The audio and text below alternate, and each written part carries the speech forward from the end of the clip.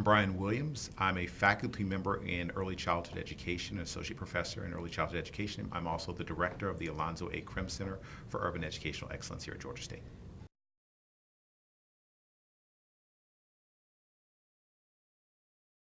When I think about the 21st century teacher, I think of them taking on some of those critical challenges that we're facing right now in terms of the United States, our world, our children, our communities.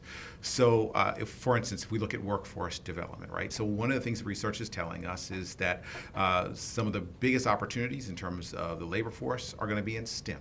Science, technology, engineering, and mathematics. And that's the area I work in. I prepare teachers to teach STEM in elementary schools.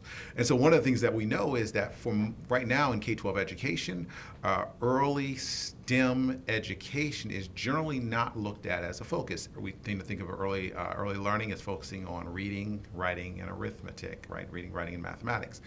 But however, research has also told us that for many children, they have a love of STEM very early on, and getting them involved in STEM early on actually creates more opportunities for them to study STEM in middle school, high school, and actually creates a love of STEM that becomes a lifelong passion for them. So if we're looking at in getting more people interested in STEM and actually improving our STEM workforce, one of the things we need to think about is how are we preparing teachers, elementary school teachers, to adequately prepare young children, I'm talking pre-K, fifth grade, to really first have a passion for STEM, understand what STEM is, and to do STEM effectively. So I think that's one thing in terms of pre-service teacher education, teacher prep, is to think about what are we doing in terms of early learning and STEM education.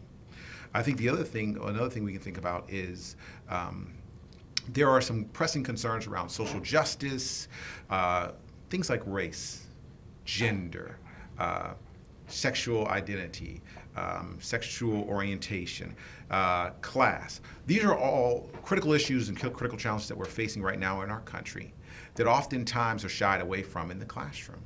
So the question is, how do we begin to prepare our children to not only understand what these challenges are, but to develop solutions for them moving forward?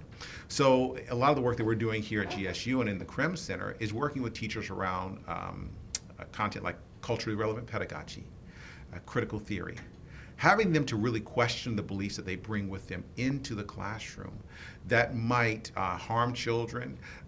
So a nice example, for instance, every year we do a talk with our teachers around language. And language tends to be, the conversation is kind of Spanish versus English, English only. So we challenge our teachers to think about other languages like Ebonics, for instance, the home language of many children that are coming from urban African American communities. And for many of our teachers, they've never thought about Ebonics as a language. They've never thought about it as having potential value in the classroom. And so in some ways, they really have to shift their thinking. And in doing so, it changes the way that they look at their children. It changes the way they look at those communities. And hopefully it changes the way that they'll teach.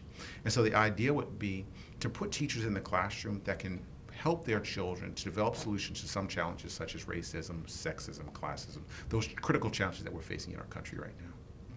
The way that we think about it, okay, so I'll talk about it from the Krim Center's perspective and Dr. Krim's perspective on poverty, because Dr. Krim was the superintendent that came to Atlanta Public Schools and put us on the map in terms of education. We led, in many ways, we're above the national average here in Atlanta in terms of performance, in terms of educational outcomes for the children living here in Atlanta. And at the time, we had children living in Atlanta that were poor, coming from communities that were facing the challenges that other poor communities around the nation face, but they were succeeding in school. So I think that's the important first piece, is that poverty does not determine an educational outcome for a child or the success of a teacher. I think that's a very important point. I think the second thing we need to think about is, once we understand that piece, is to really dive down into what are the challenges that are associated with poverty that teachers can develop solutions for in their classroom, right? And we've heard, I mean, this is nothing new, really. For generations, we've heard of teachers figuring out ways to meet their children's needs around nutrition, for example. Children come to school hungry. Teachers figure out a way to make sure their children are fed. Kids come to school cold. Teachers figure out a way to get them coats and gloves. Now, that's very rudimentary. That's at the very basic, meeting the basic needs of their children in their classroom. And it's kind of that story of the starfish thrower. Of, we can throw starfish, but the other thing that teachers can do is to figure out ways to act collectively. So you can act as an individual in your classroom, bringing food in or getting coats for your kids, or we can act collectively and look at some of the systemic issues that are creating the challenges for our children. That means that teachers are going to have to develop relationships with people outside the educational community. They're going to have to engage people in public health.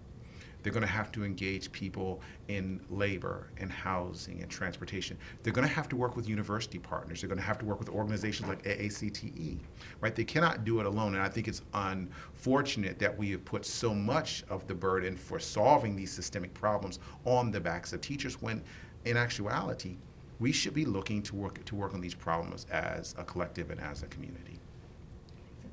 Any last comments?